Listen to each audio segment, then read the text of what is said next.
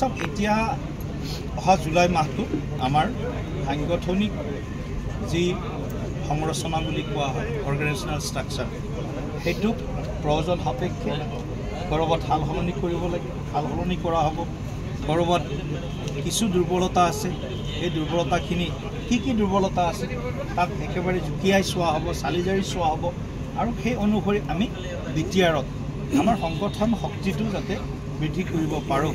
আৰু সংগঠনৰ জৰিয়তে আমি যাতে বিটিআৰত আমি ৰাইজৰ আশীৰ্বাদ, ৰাইজৰ সমৰ্থন বুটলিব পাৰোঁ তাৰ কাৰণে আমি কাম কৰিছোঁ। আজিৰ দিনত আমি 40টা সমষ্টিৰ 40টাতে সংগঠনৰ কাম কৰিম, কিন্তু 38টা সমষ্টিত আমি নিৰ্বাচন খেলিবৰ কাৰণে আমাৰ যোগ্যতা, আমাৰ সামৰ্থ্য, আমাৰ শক্তি, আমাৰ খাদ্য, আমাৰ সাধন আছেনে নাই এই গোটেই কথাখিনি জুলাই মাহত আমাৰ সকলোৱে ফালৰ পৰা আমি ইয়াক শক্তিশালী কৰাই হওক বা যোগ্যতা অৰ্জন কৰাই হওক গোটেইখিনি কথা আমি চালি জাৰি চাই আগষ্ট মাহত আমি এটা চূড়ান্ত সিদ্ধান্তৰ ফালে আমি আগবাঢ়িম। এনডিএ দলৰ সদস্য UPPL আছে, চিট এলায়েন্সৰ কিবা আজি আলোচনা হৈছিল? নাই চাওক, এটা কথাটো আমি আজিৰ দিনটোত এইটোৱে বিষয়টো আমি বহুত সেই লেভেলত চৰ্চা কৰা নাই। আমি আজি চৰ্চা কৰিছোঁ সংগঠন শক্তিশালী কৰা আৰু বৰ্তমান ৰাজনৈতিক পৰিস্থিতি কেনেকুৱা এইটোৰ ওপৰতে আমি আলোচনা কৰিছোঁ। গতিকে কিমানটা চিটত খেলিম, মহিলা খেলিব নে পুৰুষ খেলিব, আজিৰ দিনত এইবিলাক সিদ্ধান্ত হোৱা নাই। নিশ্চিতভাৱে ভাৰতীয় জনতা পাৰ্টীত পুৰুষ, মহিলা, যুৱক, পৰিপক্ক কাৰ্যকৰ্তা আৰু জিকাৰ সম্ভাৱনা থকা বা আটাইতকৈ বেছি জিকাৰ সম্ভাৱনা থকা প্ৰাৰ্থীয়ে ইয়াত অগ্ৰাধিকাৰ পাব। ইতিমধ্যে কিন্তু গৌৰৱে এণ্ট্ৰি মাৰিছে। গৌৰৱ গগৈক মই ধন্যবাদ দিছোঁ যে মৰহি যোৱা কংগ্ৰেছ দলটোক বিটিআৰত তেখেতে পুনৰ উদ্ধাৰ কৰিবৰ কাৰণে আগবাঢ়ি আহিছে। গৌৰৱ গগৈ ডাঙৰীয়াই নিশ্চিতভাৱে কংগ্ৰেছক এটা নতুন শক্তি প্ৰদান কৰক। বিটিআৰত গৌৰৱ গগৈ ডাঙৰীয়াই এইটোৱে সুযোগ পাইছে, তেওঁৰ প্ৰথম ইলেকশ্যন বিটিআৰত কংগ্ৰেছ শক্তিশালী কৰক। সেইটো গৌৰৱ গগৈ ডাঙৰীয়াৰ নেতৃত্বত যদি এইটো সম্ভৱপৰ হয় তেতিয়াহ'লে কংগ্ৰেছ হয়তো যথেষ্টখিনি শক্তি আৰু সামৰ্থ্য অৰ্জন কৰিবলৈ সক্ষম হ'ব। গতিকে গৌৰৱ গগৈ যদি দুৰ্বল হৈ যায় তেতিয়া আপোনালোকে গম পাব যে বিটিআৰতো দুৰ্বল হ'ব আৰু 26তো দুৰ্বল হ'ব, চবতে দুৰ্বল হ'ব। গতিকে বিটিআৰত যিমান পাৰে সিমান শক্তি কংগ্ৰেছ দলে লগাই দিব লাগে, কাৰণ বিটিআৰত তেওঁৱে কৈছিলে যে আমি বিটিআৰত আমি কংগ্ৰেছে আগ্ৰাসী ৰূপ লোৱা নাছিলোঁ, এতিয়া আগ্ৰাসী ৰূপ ল'বৰ কাৰণে তেখেতে চেষ্টা কৰিছে। কোকৰাঝাৰত গৈছে, শ্ৰীৰামপুৰৰ পৰা তেখেতে যাত্ৰা আৰম্ভ কৰিছে। গতিকে শ্ৰীৰামপুৰৰ পৰা যিটো যাত্ৰা, এই যাত্ৰাটোৰ কথা কাহিনীবিলাক আমাতকৈ আপোনালোকে ভালকৈ জানে। গতিকে শ্ৰীৰামপুৰৰ পৰা তেখেতৰ যাত্ৰা আৰু ঊৰ্ধ্বমুখী হওক আৰু তেখেতে ইয়াত সফলতা অৰ্জন কৰক, আমি তেখেতক ধন্যবাদ জ্ঞাপন কৰিছোঁ। বিজেপিৰ আজিৰ এই সভাৰ পিছত আন দলৰ বহু নেতা বিজেপি দলত যোগদান কৰাৰ সম্ভাৱনা আছে নেকি? চাওক, যোগদান প্ৰক্ৰিয়াটো এটা কণ্টিনিউৱাছ প্ৰচেছ হৈ আছে। আমাৰ দলত বিভিন্ন কেৱল ৰাজনৈতিক দলৰ পৰাই নহয়, অৰাজনৈতিক, সামাজিক, সাংস্কৃতিক, আধ্যাত্মিক, শৈক্ষিক, বিভিন্ন ক্ৰীড়া ক্ষেত্ৰৰ পৰা আৰম্ভ কৰি বিভিন্ন ফ্ৰেটাৰ্নিটিৰ পৰা আমাৰ দলত যোগদান কৰি আছে আৰু যোগদান কৰি থাকিব।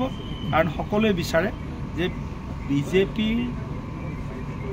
অবিহনে বিটিআৰত সুশাসন সম্ভৱপৰ নহয়। বিজেপিয়ে BPF আৰু UPPL দুয়োটাৰে সৈতে BPF আৰু UPPL সৈতে বন্ধুত্ব ৰক্ষা কৰিছে। ইয়াৰ অৰ্থ এইটো নেকি যে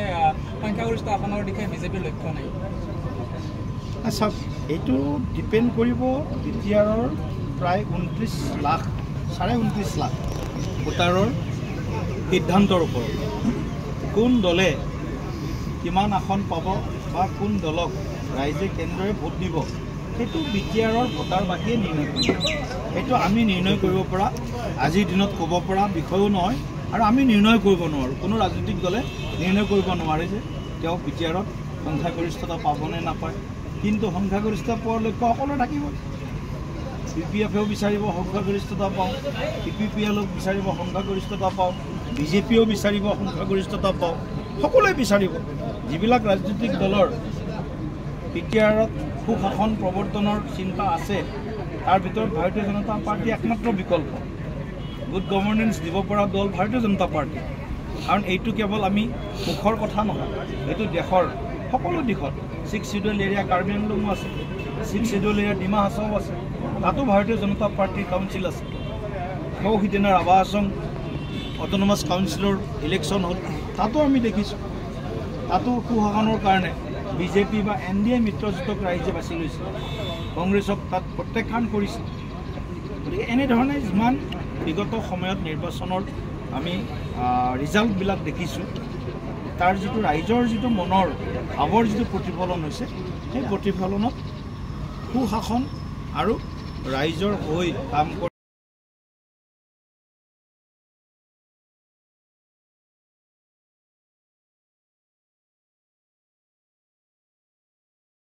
মিছন বিটিআৰ সন্দৰ্ভত এখন গুৰুত্বপূৰ্ণ সাংগঠনিক বৈঠক ইয়াত আয়োজন হৈছে আৰু ইতিমধ্যে আমি 5খন জিলাৰ কোকৰাঝাৰ চিৰাং বাক্সা তামুলপুৰ ওদালগুৰি 5খন জিলাৰ সাংগঠনিক স্থিতি আমাৰ 40টা পৰিষদীয় সমষ্টিৰ বিতং ৰূপত চৰ্চা কৰিছোঁ আৰু বিটিআৰ নিৰ্বাচনত আমি ভাৰতীয় জনতা পাৰ্টীয়ে 35 লক্ষবাসী বিটিআৰ যি বিভিন্ন জাতি জনগোষ্ঠীৰ লোক আছে তেওঁলোকক সেৱা কৰাৰ সংকল্প লৈ আমি এই নিৰ্বাচনৰ যি বিভিন্ন দিশ এই গোটেই দিশবিলাক আমি এটা এটাকৈ আমি আলোচনা কৰিছোঁ মাননীয় মুখ্যমন্ত্ৰী মহোদয়ে অহা 1 জুলাইৰ পৰা 5 জুলাইলৈ বিটিআৰৰ প্ৰতিখন জিলাত তেখেতৰ ভ্ৰমণ হ'ব আৰু ভাৰতীয় জনতা পাৰ্টিৰ বুথ পৰ্যায়ৰ পৰা জিলা ৰাজ্যিক পৰ্যায়ৰ যিসকল কাৰ্যকৰ্তা আছে তেওঁলোকৰ লগতো আমি সাংগঠনিক বৈঠকত মিলিত হ'ম আৰু বুথৰ পৰা আৰম্ভ কৰি আমাৰ বিভিন্ন যি মৰ্চা যুৱ মহিলা ST SC OBC কিষাণ মাইনৰিটি চাহ জনগোষ্ঠী 8টা মৰ্চাৰ সংগঠনৰ যিসকল প্ৰমুখ কাৰ্যকৰ্তা আছে তেওঁলোকৰ লগতো আমি এই সাংগঠনিক বৈঠকত আমি এই জিলাখনৰ সাংগঠনিক স্থিতিৰ লগতে ৰাজনৈতিক যি পৰিদৃশ্য ৰাজনৈতিক যি স্থিতি সেই সন্দৰ্ভত মুখ্যমন্ত্ৰী মহোদয় আলোচনাত মিলিত হ'ব ইয়াৰ লগে লগে আমি 15 জুলাইৰ পৰা 25 জুলাইলৈকে আমি 3জনীয়া যি আমাৰ সমিতি গঠন হৈছে বুথ স্তৰত প্ৰতিটো বুথৰ কাৰণে 3জনীয়া সমিতি বুথ সভাপতি BLA2 আৰু পালক কাৰ্যকৰ্তা 3জনীয়া সমিতিৰো আমি বিশেষ পৰীক্ষণ আমি আয়োজন কৰাৰ সিদ্ধান্ত হৈছে ইয়াৰ লগে লগে আমাৰ বিভিন্ন চৰকাৰী আঁচনি যিসমূহ ৰূপায়ণ হৈ আছে সেই আঁচনিসমূহ যাতে আমি জনসাধাৰণৰ মাজলৈ সহজতে আমি লৈ যাব পাৰোঁ বা তাৰ লাভ যাতে আমি যোগ্য হিতাধিকাৰীসকলক দিব পাৰোঁ তাৰ কাৰণেও দলে চৰকাৰক সহযোগ কৰিব বুলি আজিৰ বৈঠকত বিস্তৃতভাৱে আমি আলোচনা কৰিছোঁ ইয়াৰ লগে লগে বিটিআৰৰ শান্তি আৰু বিটিআৰৰ যি উন্নয়ন সেই উন্নয়নকে আমি এই নিৰ্বাচনৰ প্ৰধান বিষয় হিচাপে আমি ইতিমধ্যে আজি বিস্তৃত চৰ্চাৰ পিছত আমি সুৰক্ষিত বিকশিত আৰু শান্তিপূৰ্ণ বিটিআৰ সুৰক্ষিত বিকশিত আৰু শান্তিপূৰ্ণ বিটিআৰ নিৰ্মাণৰ বাবে আজি আমি 5খন জিলাৰ কাৰ্যকৰ্তাসকলে এই সিদ্ধান্ত লৈছোঁ আমাৰ 5জন তত্ত্বাৱধায়ক মন্ত্ৰী মাননীয় জয়ন্তমল্ল বৰুৱা ডাঙৰীয়া মাননীয় পীযুষ হাজৰিকা ডাঙৰীয়া মাননীয় অশোক সিংহল ডাঙৰীয়া মাননীয় কৌশিক ৰায় ডাঙৰীয়া আৰু লগতে আমাৰ দলৰ প্ৰাক্তন সভাপতি তথা কেবিনেট মন্ত্ৰী ৰঞ্জিত কুমাৰ দাস ডাঙৰীয়া 5জন মন্ত্ৰীৰো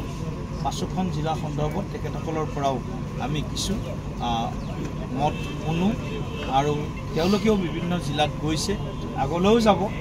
আৰু আমাৰ ইতিমধ্যে 38টা সমষ্টিৰ বাবে 38জন আমি পৰ্যবেক্ষক ইতিমধ্যে আমি নিযুক্তি দিছোঁ তেওঁলোকো আজি বৈঠকত আছে তেওঁলোকৰো কৰণীয় যিমান কাম হ'ব গোটেইখিনি কথা পুংখানুপুংখভাৱে আজি আমি ইয়াত আলোচনা কৰিছোঁ আৰু আমি নিশ্চিত যে বিটিআৰ ভাৰতীয় জনতা পাৰ্টিক কোনেও ইগনোৰ কৰিব নোৱাৰা এটা পৰিৱেশ নিৰ্মাণ কৰাৰ কাৰণে আৰু বিটিআৰবাসী ৰাইজৰ সেৱা কৰাৰ আমাৰ যি সংকল্প সেই সংকল্পক সিদ্ধিলৈ ৰূপান্তৰ কৰাৰ কাৰণে আমি সকলোৱে সামূহিক প্ৰচেষ্টাৰে আগন্তুক দিনত বিটিআৰত বসবাস কৰা 26টাতকৈ অধিক যি জাতি জনগোষ্ঠীৰ লোক আছে প্ৰতিটো জাতি জনগোষ্ঠীৰ লোকৰ মাজলৈ গৈ তেওঁলোকৰ সমস্যা তেওঁলোকৰ প্ৰত্যাহ্বান তেওঁলোকে সন্মুখীন হোৱা বিভিন্ন যিবিলাক তেওঁলোকৰ দীৰ্ঘদিনীয়া বিষয় আছে সেইবিলাকৰো সমাধানৰ কাৰণে আমি আগবাঢ়িম ইতিমধ্যে আপোনালোকে অৱগত হৈছে যোৱা পৰহি দিনা আমাৰ মুখ্যমন্ত্ৰী মহোদয়ৰ নেতৃত্বত যি আমাৰ কেবিনেট মিটিং হৈছিল তাত ৰাভা ডেভেলপমেণ্ট কাউন্সিল ৰাভা হাছং এৰিয়াৰ বাহিৰৰ ৰাভা ভাই ভনীসকলৰ সামগ্ৰিক বিকাশৰ বাবে ৰাভা ডেভেলপমেণ্ট উন্নয়ন কাউন্সিল উন্নয়ন পৰিষদ ইতিমধ্যে গঠন হৈছে গতিকে এটা এটা জাতি জনগোষ্ঠী ইতিমধ্যে কমতাপুৰৰো সংগঠন আছে কোচাজ মঞ্চসকলক লৈ আৰু আমাৰ বিভিন্ন আমাৰ আদিবাসী বা তেনেকুৱা চাহ জনগোষ্ঠীসকলৰ কাৰণেও আমি কাম কৰিয়ে আছোঁ বড়ো ভাই ভনীসকলক সদায় যাতে ইয়াত কোনো ধৰণৰ যাতে কোনোৱেও যাতে ইয়াত অন্য ধৰণে এটা ফেক নেৰেটিভ সৃষ্টি কৰিব নোৱাৰে যে বিটিআৰত কাৰোবাক কোনোবাই পিছ পেলাই তল পেলাই ভাৰতীয় জনতা পাৰ্টীয়ে কেৱল শাসনৰ কাৰণে ৰাজনীতি কৰিবলৈ আগ্ৰাহী মনোভাৱ লৈছে এই ধৰণৰ শব্দবিলাক প্ৰয়োগ কৰে গতিকে আমি ৰাইজৰ সেৱা কৰাৰ কাৰণে বিটিআৰৰ সুৰক্ষিত বিটিআৰক আমি যাতে বিকশিত বিটিআৰ আৰু বিটিআৰত যাতে শান্তিপূৰ্ণ পৰিস্থিতি আমি